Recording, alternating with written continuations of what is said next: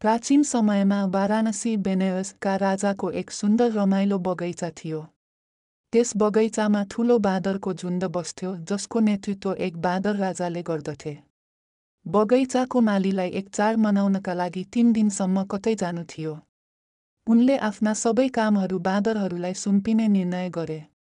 मूर्खतापूर्ण निर्देशन मालीले बाँदर राजालाई भने, हे बाँदर राजा, म चाड मनाउन जाँदैछु। यस बगैँचामा तिमीहरूलाई खानका लागि प्रशस्त फलफूल र बेरीहरू छन्, तर म नभएको बेला कृपया साना बिरुवाहरूलाई पानी हालिदिनु। बाँदर राजाले खुसीसाथ स्वीकार गरे र मालीलाई आश्वस्त पारे कि उनीहरूले एकदमै राम्रो काम गर्नेछन्। मालीले पानीका बाल्टिनहरू कहाँ राखिएको छ भनी देखाएर हिँडे।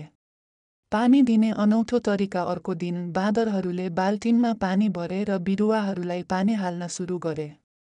तब बाँदर राजाले आफ्ना प्रजाहरूलाई आदेश दिए, पानी खेर फाल्नु हुँदैन।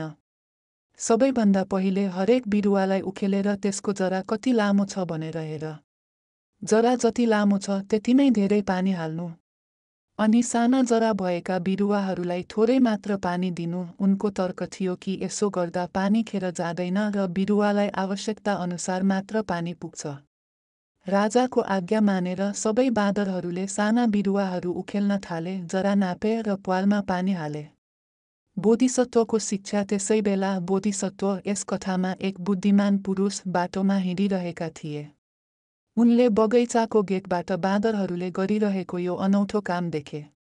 उनले बाँदरहरूलाई सोधे, हे मूर्ख बाँदरहरू, राजाको यो सुन्दर बगैँचामा तिमीहरू के गरिरहेका छौ? बाँदरहरूले गर्वका साथ जवाफ दिए, हामी हाम्रा राजाको आदेश अनुसार बिरुवालाई पानी दिइरहेका छौं, ताकि पानी खेर नजाओस्। बोधिसत्वले हाँस्दै भने, तिमीहरूले पानी बचाउन खोज्यौ, तर बिरुवाको जीवन नै नाश गर्यौ। तिमीहरूको काम त्यस्तै छ जसरी एक मूर्ख मानिसले फाइदाको लागि काम गर्दा नोक्सान गर्छ।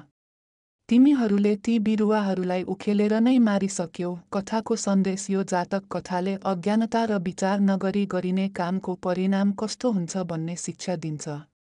मूल सन्देश। कुनै पनि काम गर्नु अघि त्यसको सत्यता र औचित्य बुझ्नुपर्छ। मूर्खतापूर्ण तरिकाले गरिएको राम्रो नियतको कामले पनि ठूलो क्षति पुर्याउन सक्छ।